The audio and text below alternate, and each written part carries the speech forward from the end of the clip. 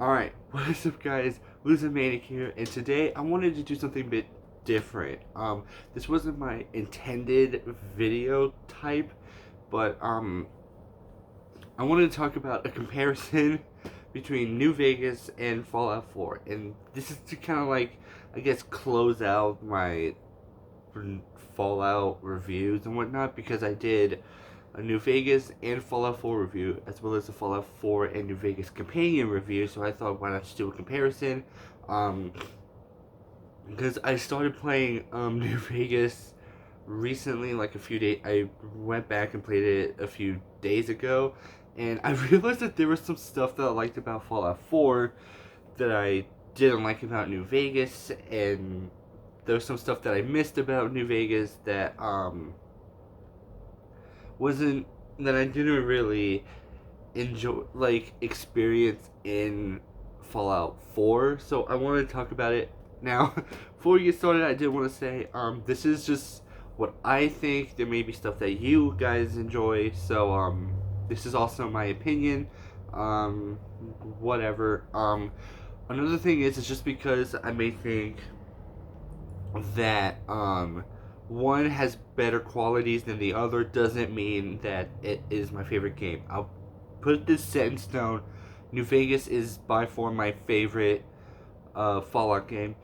It will stay that way until, I don't know, something happens and I enjoy Fallout 4 more. But for now, I doubt that'll happen. Anyways, let's get started. I'm gonna talk about stuff. Oh, and I'm going completely off script here, so there may be stuff I will forget. There's just no getting around that. I have like a mind of a goldfish, although I hear goldfish is like pretty strong memories, but doesn't matter. I have like a very weak memory. So I'm gonna talk about stuff that I find what I enjoy more about Fallout New Vegas than Fallout 4. And then we'll see if there's, and then I'll do the same thing with Fallout 4 with New Vegas, and then I'll just see if there's anything I enjoy that kind of share the same similarities. First is the companions. Now, there aren't that many companions to go through. I think there's a total of like 10. But with Fallout 4, there's like 12. Or a bit more if you include the DLC companions. Um, they have really good personalities. I say that like they're a bunch of robots, but they have their own person. Every single one of them has personal quests, whether it's unmarked or marked. And that's something I really enjoy, because in Fallout 4 you have like 4 companions who, well, one, two, three, four, either 4 or 5 if you count Dance in that one, because it's just a regular Brotherhood of Steel quest. But I guess it's like his own personal quest, but I don't consider Blind Betrayal as Dance's personal companion quest, because even if you don't use him as a companion, it just happens either way, you know. So, um, but some of them add. You can change it how based off how you want, which is something I really enjoy. That's why I enjoy Fallout games. Is I enjoy um, pick your own story games, or pick your own, choose your own ending type games.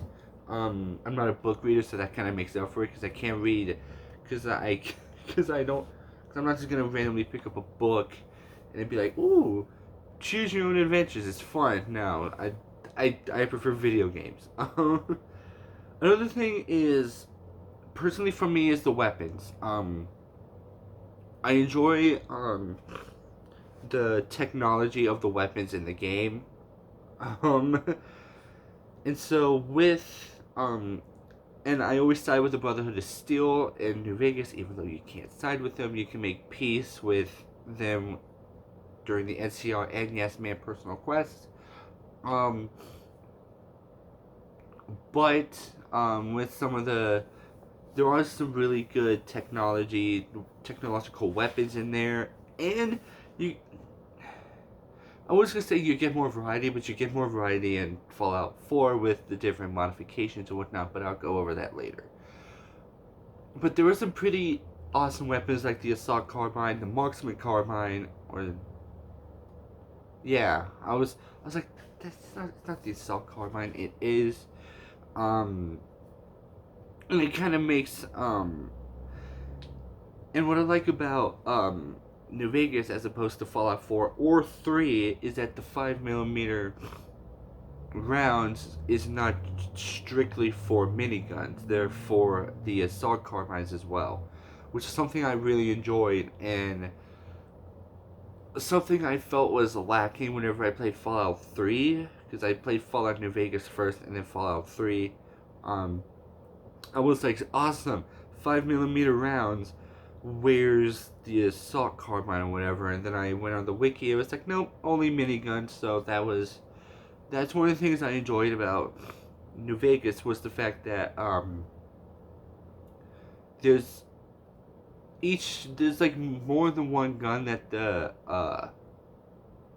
well, okay, in a way there's like more than one type of gun that the ammo works with the exception of the 44, because the 40, well, okay, the 44 also has the trail carbine. I forgot about that. So yeah, never mind. So yeah, and also the uniques in the game. You have like the mysterious Magnum, which plays the mysterious stranger sound every time you holster it and um, load it. Is that one? I don't know. I just woke up an hour ago. I cannot think of any words at the moment. You have the All American. You have even some of the stuff from Gunrunners, like um, the Brush Gun, Paciencia, Grease Lightning, Two Shock about like um all of these weapons. So I would say there is a bit more variety if you include DLCs. Um, Now, speaking of DLCs, the DLCs is kind of what, in a way, what makes it better than um, Fallout 4. Now, there are a few stipulations I did have, or kind of problems I did have with the DLC, but I'll talk about them when I say what makes Fallout 4 better than New Vegas. Some of the DLCs are really enjoyable, with the exception of Old World Blues. Um, but the DLCs like Honest Hearts and Lonesome Road are just amazing at what they were going for. If you ask me, you get to meet Joshua Graham. You have a .45 pistol. You and submachine gun. You get new types of weapons and all of it. It's so amazing. Again, I'm a weapons person. I'm like a ballistics gun. Occasionally, I would do energy weapons, but that's kind of neither here nor there, if that makes sense. I don't know where I was going with that, but and then in Lonesome Road, you have like Red Glare. You have all of these. Oh no, it's Red Glare is something you get at the end of the game, right? I don't know. You get like courier dusters that depend on that change based off your faction. Um, you get Ulysses, which kind of closes the story of the couriers story, which always kind of closes the courier story. Um, Still, I'm too slow in the head, so I kind of have an idea as to why Ulysses was mad at the courier, but it's just a matter of, again, why was he still mad? He's alive. He has all this stuff. I understand that he should pay for whatever, but still, I just find it a bit weird. And again, with me, I'm a big fan of Veronica. So with Old World or Dead Money, you get to meet Christine Royce, which has been confirmed that Veronica and her were dating whenever Christine was, I guess, banished from the Veronica's chapter of the Brotherhood of Steel. I guess. I think it's been a while. So yeah, and it was the only one that's kind of a hit or miss for me is, well, in the terms is Old World Blues. I do not like it at all. I mean, you do if you do have a sniper character, you can find a good sniper rifle in there, which is Christine's COS Silent Sniper. Um, but other than that, it's really I don't know. So I would say on that half, they do have some great characters in there and whatnot. Also, um, final thing about New Vegas. One of the best songs on there, Big Iron, is in there. I'm a meme guy, so that song has been memed like crazy. We're not too bad, but it's fucking ridiculous. They play like every two songs. Like it's just one song, one song, one different song, Big Iron. One song, one different song, Big Iron. I swear to God, it's fucking crazy. But yeah, I guess that's what a lot of people like about New Vegas. And what I find to be weird is like New Vegas is like the internet's favorite video game. It's either that or I don't know. No, I said video game. I was gonna make a joke, but I didn't line that up properly because I said video game, not game. So I'm not gonna worry about it. Now we're gonna move on to Fallout 4, which is a pretty tough one for me because I haven't really finished New Vegas again, but I was quick to point out similarities. One is the companions in the sense that they don't feel like robots rather than people. In New Vegas, they feel like they they feel like, look, you're traveling with me. Shut up. Just why you traveling with me? Shut up. Let us do our thing, and whatever. But in Fallout 4, the companions have really good personalities. Instead of feeling like just companions, they feel like a friend that in some cases they feel like a friend that you have with you, as opposed to just robots telling you who you can tell what to do. And and another thing I like is that you have more control over, or you can tell the companions to do more things than in New Vegas, because in New Vegas you just tell them to wait, change weapons, only attack when have them attack only when you attack, have them attack on sight, whatever. But and while that is good in Fallout 4, you can tell them, hey, attack this person, enter power armor, exit power armor, um, scan that bed or inspect the bed. I don't know why you would do that. I haven't done that. I should do that with one of my romance companions, see what they think. Whatever, it's fine. um, and they feel more like people as opposed to, again, companions. They take your side. They tell you like, hey, um, I travel around with Piper a lot, so I kind of get a lot of like, you're a good person. I know. Then she talks about how her dad died to his captain, who sold out, and it kind of shows like where they got their start from. But in a sense, the thing that I forgot to mention whenever I was comparing New Vegas companions to Fallout 4 companions is companion affinity. That's a big problem of mine because I'm very careful. Um, I'm very careful with how aggressive I am with Triangle because with Triangle, and I am a PS4 user, so that just came out. Because with New Vegas, I can just steal stuff and no one's like, "You sure?" I mean, I did check like the Veronica scripts again. I use her a lot as well. And it says something like, well, she had like a line for stealing stuff, but I never come across that, so it didn't really bother me. But with Fallout 4, they have like a line for every fucking thing. You murder someone, there's a chance they would say that or they would leave you, which most of the time they've left. I don't know what the problem is. happened with like mostly Nick and Piper because I run around with like good kind-hearted companions and whatnot. But and then you steal stuff, they have something about that, whether it's positive or negative. Although murder isn't really that. Even though no one really likes murder except for maybe Strong and Dogmeat. Does Strong like murder? I don't know. And with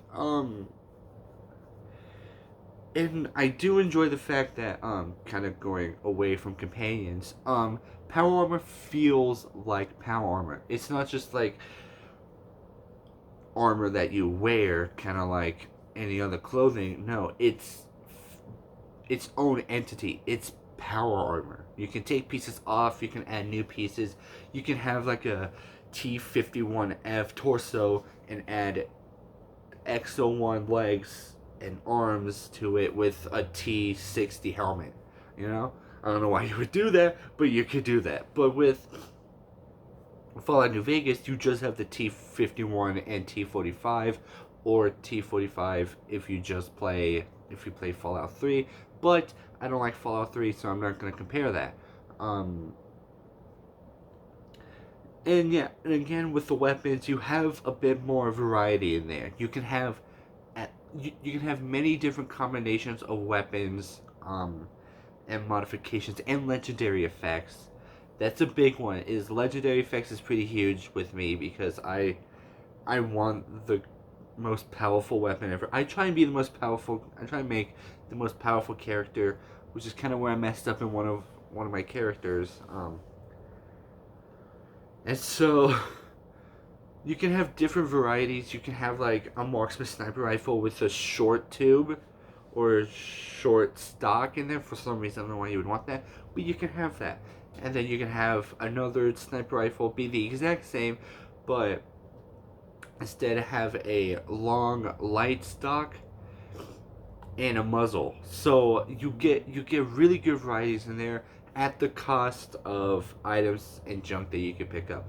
Which I'm not gonna lie, I was so used to playing Fallout 4 that whenever I saw Wonder Glue in New Vegas, I was like, oh sweet, adhesive! I can make that for modifications. Damn it! Like it's so like muscle memory. Like you see, like adhesive is like one of the most rarest things to come by, and you can't make an adhesive farm. I I don't know. I haven't got. I tried that for a time, and I just constantly forget about the farms. So I was like, you know what, whatever. But with New Vegas, you see like Wonder Glue with duct tape, and you're like, sweet, I can pick this. Wait, I cannot pick it up. If you can bring, I know you can use it to like craft stuff, but I don't know. Personally, for me, I feel like they should. Again, I use PS3, so there's like no mods you can add to it. But I wish that one, you could add mods to PS3 Fallout New Vegas, and two, that there's like a Fallout 4 system to it. Like you could pick up whatever junk you want, break it down, and then boom, you have modifications for guns. Because I always hated the restrictions of the only modifications you have are what you can buy. That was a big problem of mine that I didn't really enjoy. So, like if you have a sniper rifle, you can only have the carbon fiber plating, and a silencer, and that's it.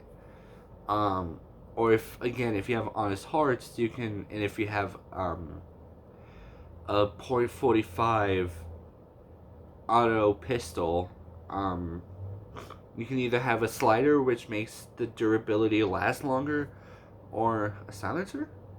Yeah, silencer. Which silences weapons. But with with Fallout 4, you have different varieties. Like you wouldn't have like a short stock and a long stock.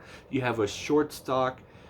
You can have a short light stock, a short ported stock, and then a long stock, a long light stock, and a long ported stock.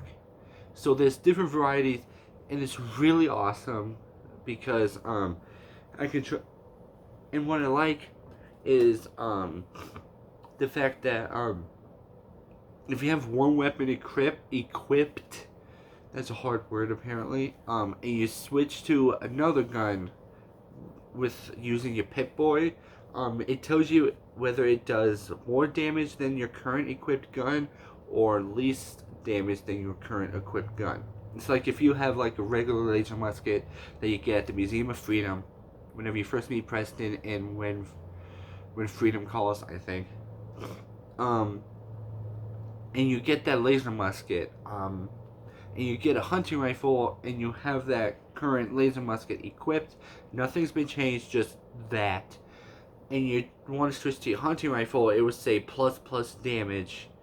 I think I've done this so many times I should know. And then basically let you know like this does better damage than the laser musket, which is something I really enjoyed, but I didn't really enjoy in New Vegas because you have like DPS and DAMs, which to this day confuses the shit out of me because I have no clue how that works. I always go for DAMs because I know how the gun fires, I know what's good, and if I ever do builds, I just pick what I enjoy. I'm a big sniper person, so I always pick the Gobi Scout or Christine COS Silent Sniper, depending on which one does more. But I don't know. Personally, that's what I enjoy about Fallout 4 is the fact that it just tells you the damage and not damage per second or whatever. Because I mean, does anyone even care about damage per second? I don't personally, but I don't know. Maybe you guys do. Let me know in the comment section if you do. But, and another thing is the armor. There is no faction aligned armor. Unless you do the Railroads quest. But even then, you can only get it through the Railroad. That's the only time there's a faction like armor. Where if you don't wear that armor, this specifically the one Deacon gives you, you can have the Brotherhood of Steel or the BOS Knight uniform, but it won't work unless you equip the one that Deacon gave you, which is really weird, but whatever.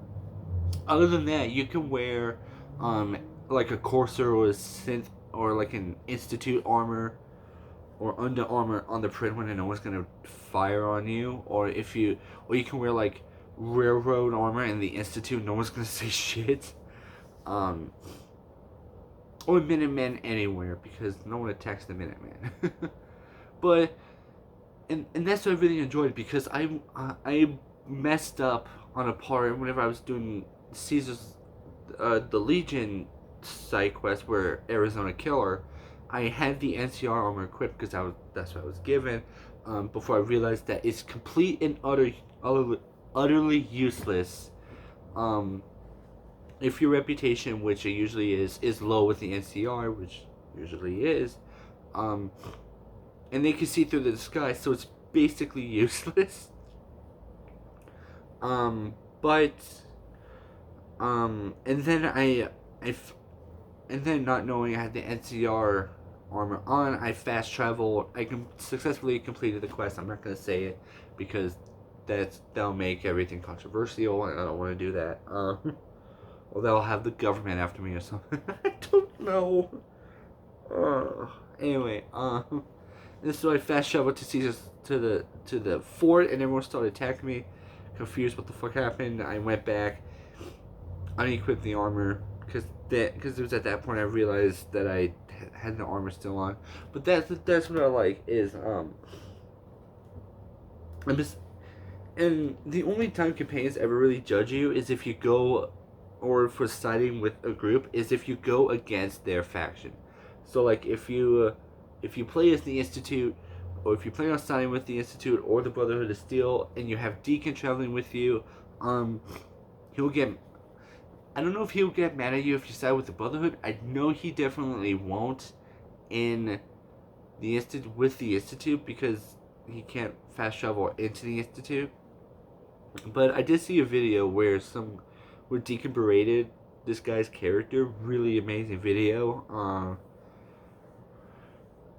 and he was talking about how since he was siding with the Brotherhood, like Deacon got mad and all that. That's like the only time like a companion will berate you, or if you side with Dance, he'll get mad. He won't be like, you attack the Brotherhood. He'll just like fire upon you if you become enemies with the Brotherhood of Steel. And I never really knew why, but X6 doesn't really seem to get mad. At least for me, I never seen videos where like X6 attacks you whenever you sided with the Institute. He's just cool about it. For some reason, I don't get it, but and then a lot of people are saying like he'll attack you, but I've come across him destroying the Institute as I was working with, I don't know, like the Minutemen or Brotherhood of Steel or something, and he wasn't really aggressive towards me, so I don't know. But other than that, like, something like that is pretty interesting, or something I really enjoy, because you have companions like Arcade Gannon and Boone who just leave if you side with the not the Institute, the Legion, if you attack and kill the president, and which I never really understood the Arcade, it said like Arcade would leave if you kill the president, but it also said like he will leave once the Battle of Hoover Dam starts if you sided with the Legion, which I never really understood how that could be. Like, how could you go from killing the president in New Vegas and then still have him as a companion up until Hoover Dam, and then he just leaves? Like that's just short amount of time span between Arizona Killer and the Battle of Hoover Dam, or Vici. I don't know how they pronounce that, but that's just short amount of time. Why would you want, after Arizona Killer, to have Arcade Gannon for 5 seconds to then, after going to the Legion camp, and then be like, yeah, let's start the Battle of Hoover Dam, and then all of a sudden he just leaves? Like, why would you have him for that? I mean, if you ask me, if you're gonna work with the Legion and have Arcade Gannon, either do it to make him a slave for Caesar, or make him have the Enclave work with the Legion. Which, if you ask me, it would just be better to sell them to slaves, because you get more people out of it. Like, Cannibal Johnson wants to work with the NCR, but you can have Orion Moreno work with the NCR. So you lose out on that. So if you're gonna start with Legion, just have Arcade a slave or something. I don't know. Which is a really weird thing that you can do. I don't know. Personally, it just seems weird. And finally, the music. I'm a music fan, so Fallout 4 has like one of the most memorable music ever. And the reason that is because I can hear more of the music than in fucking New Vegas. To this day, I still have no clue what any of the names are, how any of the lyrics go, except for like maybe "Ain't That a Kick in the Head," by Dean Martin, I think. Big Iron by Marty Robbins. I do know Jingle Jangle Jingle. Jingle Jangle Jingle. That's a fucking hard thing to say. But other than that, kind of hit or miss with me. Not like that fucking annoying song. But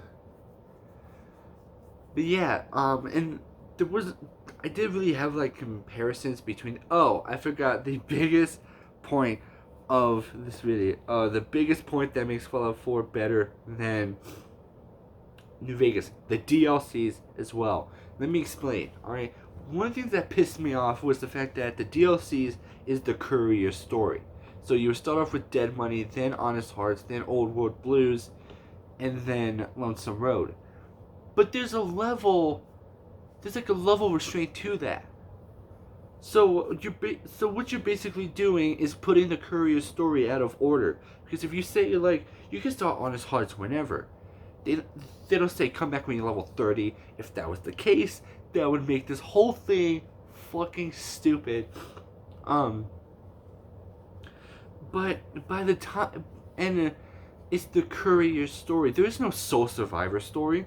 It's not like, excuse that. Um, sorry about that. That's not my car, but with but like with Far Harbor, it's Nick Valentine's story, and with the Automatron, it's Ada's story because it's the murder because her friends was murdered by the Mechanist. In the Soul Survivor, it's just a little fun thing to have. But with the Courier story, you start off with learning about Ulysses through Christine as because Ulysses was looking for some courier, you in that instance. So that kind of is chapter one of it. Chapter two is Honest Hearts, where in a way you sort of learn from, which is kind of important later on in Lonesome Road, but you learn later on that, or earlier on, that Joshua Graham was expecting a courier, not you, Ulysses, to kill him for betraying or just to make sure that he was dead, because the rumors of the Burn Man are rising again or some shit. And so Joshua expected Ulysses to come and end this Burning Man story, which you then learn later on in Lonesome Road that I think it was the White Legs kind of took on Ulysses' symbol of dreads, which he found disrespectful because it's his tribe, it's what he was known for, it's his personal thing. And then in Old World Blues, you find more holotapes of Ulysses and Christine, kind of a comparison of talking about the fact that Ulysses knows and kind of feels bad for Christine because Ulysses kind of relates to Christine in a sense. So, and then at the end you meet Ulysses in Lonesome Road. That's the Courier story, but it's completely out of order, meaning the levels are a bit different. So if you kind of do what I do, you do the second DLC first, then the third, then the first, then the fourth. There's like a jump between the two. That doesn't work. And of course there are some level restrictions to that too, but you can basically start them whenever, and same goes with the rest, but it's advised that you start them at a certain level. You can just start Nuka World whenever, you can start Far Harbor whenever, you don't necessarily need to meet Nick. You can just start them, heck, you can even start either of them the second you leave the vault. The easiest would be Nuka World. Well, okay, except for maybe... Could you start Automatron? I've never been that far. But I don't know. Maybe you could meet, maybe you could start Automatron whenever. I never really noticed. And frankly, I don't really care. I did not like that DLC. But yeah, you can easily start either DLCs at a certain level. Yes, but you could easily start them the second you leave the vault. And yes, same could be said for whenever you leave Doc Mitchell's place. But it was just like borderline impossible to really, really difficult to beat. And it's not the sole survivor story. Each quest, each DLC has a story of someone. Again, Far Harbor's is Nick's story. Automatron would be Ada's to maybe the Mechanist story. Depending on how you do it. We're not going to talk about the Vault-Tec Workshop because fuck that. But if you did want to get specific, it is the Overseer's story because it's her vault, which at the end can be yours. But it's still her story because it's what she's living, what she's going through. So there's that. And then Nuka World is just not really anyone's story. It's just how you take things. Or maybe it's the Soul Survivor story. But other than that, it's not solely based around the Soul Survivor, unlike New Vegas, where the DLCs are solely based around the Courier and Ulysses. But that's one of the... If you're gonna make a story specific for a character, don't have level restrictions on those. If there's a need for level restrictions, then at least nerf the characters a bit, because I can understand where the 20 came from with Dead Money, with the ghost people, and how fucking difficult they are to deal with, in the fact that the stereos on the collars with your Pip-Boy explode after a certain time with stereos around the collar. I don't know what I'm going with that. But if you need level restrictions, you shouldn't have level restrictions for character specific or player character specific DLCs. That's just my personal take on it. Like I said, if the story shouldn't be out of place because of level restrictions, that's what I find to be dumb. So yeah, and the only thing I could really think of that makes that kind of ties in with or that makes New Vegas and Fallout 4 good on both sides is the companions are very favorable. Although a lot of people don't hate on companions in New Vegas, I've never seen a companion. I've never seen like a list of like I hate Veronica, I hate Boone, but I've seen I hate Piper or I hate X688, which very good reason on X688, kind of very good reason on Piper, but I don't give a shit. But overall, personally, I think all companions are lovable in their own ways. Strong just hates everything. And dog meat is dog meat. I mean, come on. If you hate dog meat, you're probably a cat person. I don't know. But I don't know. I did have like a lot of like what makes New Vegas and Fallout 4 good together. Kind of like a same, but that's the only thing I could think of at the moment is companions, and that's pretty much it. They're lovable in their own ways. You kind of feel bad for all of them except for maybe stronger X6 because they didn't come out of some hardships. Codsworth had to deal with you being gone for 200 years. Deacon had to deal with his wife being a synth and being killed. McCready, his wife and son, and all that. But with all of them, they have like a very hard time taking care or dealing with the tragedy of the Mojave on the New Vegas, because it's the fucking Mojave. You have NCR and the Legion. Legion don't play around. that's what, so that's why it says the trouble of the Mojave, because it's very troubling indeed. There's like a whole irradiated place that was caused by the Legion. Legion massacres everyone, and it's so fucking crazy and ridiculous. So I would say, yeah, companions are very much the same. They're both lovable in their own ways. Whether you like some of them or hate some of them, you have to admit that some companions are just lovable in their own way. That's a word I'm never gonna use again. Lovable is a new word to not use ever again. But yeah, let me know. So yeah, that's this comparison. Again, there's probably more, but I want to get this video out while it was still fresh in my mind. So there's probably a lot of stuff I missed. Again, I woke up maybe like an hour and a half ago. So, I mean, I look like it because I'm ugly as fuck. But, so yeah, this was my comparison. Let me know what you guys think, and if there's anything I might have missed with what makes Fallout 4 better than New Vegas, or vice versa. Or who knows, maybe I have something that makes New Vegas as good as Fallout 4.